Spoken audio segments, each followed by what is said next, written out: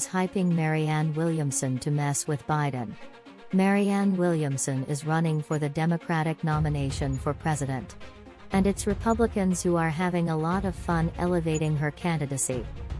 In her latest bid to be president, Marianne Williamson seems to have some early and unlikely fans for her 2024 Democratic primary campaign, Republicans. No, Republicans aren't actually interested in sending the geodesic dome-inhabiting, self-help book writing, New Age, far-left Democrat to the White House. But they are interested in wreaking some havoc in the Democratic primary. Williamson's presidential bid, at least on the official calendar, is all but 3 days old. But after a media circuit over the weekend, most notably including a sit-down interview with ABC News, Williamson's critiques of the Democratic establishment and Biden are being eaten up by the right, who quickly amplified them to their base. The Republican National Committee's research page tweeted out 3 separate clips of Williamson over the weekend, one where she said the Democratic National Committee is rigging the primary for Biden, one comparing the news reports pronouncing her campaign a long shot to the ones that called Hillary Clinton a shoo-in, and one where she said President Joe Biden should debate her. "He certainly should debate me," Williamson said. "It's called democracy, and I'm running as well." In a statement, RNC spokesperson Emma Vaughn told the Daily Beast it was no wonder why the DNC rigged the primary calendar for Biden. They know Marianne Williamson would beat him in New Hampshire and Iowa. Conversations about changing the DNC's nominating calendar have been happening for years, and the calendar was set before Williamson hopped in the race. Republican insiders say there's evident reason for boosting Williamson. She represents a divide among Democrats, one Republicans want to amplify, perhaps to distract from their own intra-party chaos. The more we talk about Marianne Williamson, the weaker Biden looks. And Marianne Williamson, a perfect caricature of the Democratic Party, is a lot of fun to talk about, one senior GOP aide told the Daily Beast. Another Republican who wished to remain anonymous, this one, a former Trump strategist, said they were normally one to enjoy a good troll campaign, but I actually think Republicans should be very excited, and very quiet, about running against Biden.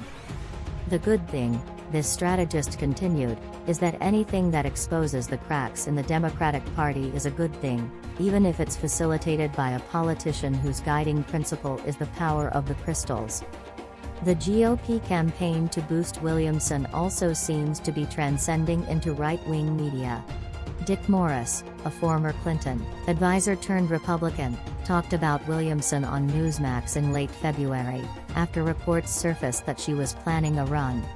If anybody offers an alternative to Biden, they're gonna get a lot of votes simply because they're not walking dead like Biden is. And I think that she will do very well in the early polling and might well be the leak that breaks the dam. All the other Democrats might be afraid to run because nobody is. But now she is, Morris said. Other online conservative pundits lauded Williamson for hopping in the race. Finally, a Democrat with the guts to take on Biden directly. None of the top Democrats think Biden should run again. But only Mar Williamson is stepping up. "Watch this, she's fantastic," Steve Hilton, a conservative Fox News host, tweeted next to a video of Williamson's launch. Even publications that usually find any reason to dunk on Democrats seem to be giving her a clean read. The Citizen Free Press, a far-right quick-link site, circulated clips of her launch, wherein she criticized establishment politicians for knowingly allowing children to go hungry. An insider reporter who attended Williamson's announcement speech at Union Station in Washington, D.C., also spotted a staffer for a GOP member of Congress at Williamson's launch event on Saturday. Williamson, by trade, is a self-help book author and a spiritual guru who's known for palling around with celebrities like Oprah and Laura Dern, the latter of which Williamson once lived with. She's also known for her unconventional policy ideas, like creating a Department of Peace. She ran for president in 2020 in the crowded Democratic field and made it on the debate stage twice, where the internet largely dubbed her the politician equivalent of a girl that carries crystals in her pocket. Williamson, for the record, said in 2019 that she's never owned crystals. There's a pretty obvious motivation for Republicans to hammer the wedge between Williamson and Biden.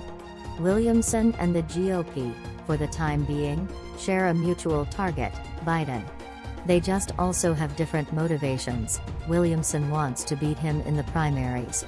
The GOP wants to beat him altogether.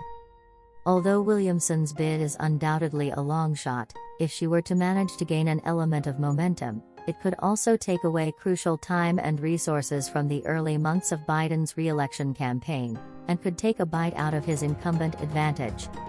Williamson's campaign did not respond to a request for comment on the apparent favor from conservatives, or a question on whether Williamson would willingly accept Republican endorsements of her candidacy. It's unclear what her actual staffing situation is like, and who's on her early roster of support. Last cycle, Williamson did get caught on a hot mic acknowledging Republicans were often nicer to her than lefties. What does it say that Fox News is nicer to me than the lefties are? What does it say that the conservatives are nicer to me? She wondered in the 2019 hot mic moment, going on to add, "I'm such a lefty. I mean, I'm a serious lefty. I didn't think the left was as mean as the right. They are." Even if Williamson is the first to announce a primary bid against Biden, there's no guarantee she'll be alone in that effort. Progressive commentator and former congressional candidate Nina Turner, for one, hasn't ruled out a 2024 bid of her own. There is an appetite among people across our movement to keep working-class issues front and center in the national discourse. I am often asked if I am willing to take on that responsibility, but as of now, I have not made any decision, Turner said in a statement. However, what I do know is that our party will only benefit from having a transparent and open process, where dissent is welcomed and not shut out, Turner added. Robert F. Kennedy Jr., a unique human amalgamation of Democratic politics and anti-vaccine conspiracy theories, also says he's considering a run for president. He told a crowd in New Hampshire Monday that he was thinking about it.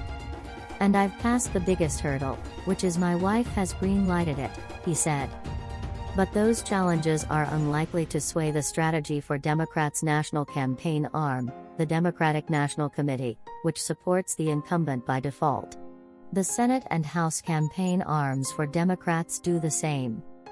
In February, the DNC also passed a resolution explicitly supporting Biden's re-election, expressing the committee's complete support for President Biden, Vice President Kamala Harris and the Biden administration, and support their re-election in 2024.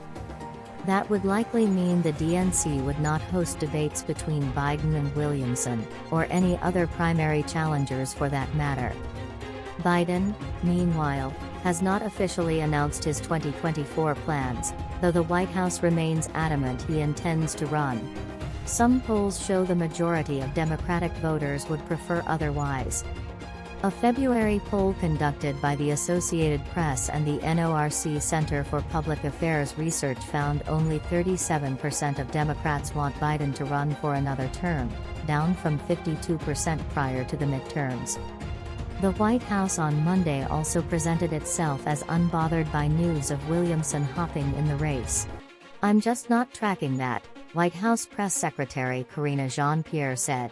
"I mean, if I had what's it called? A little globe here, crystal ball, then I can tell you. If I could feel her aura.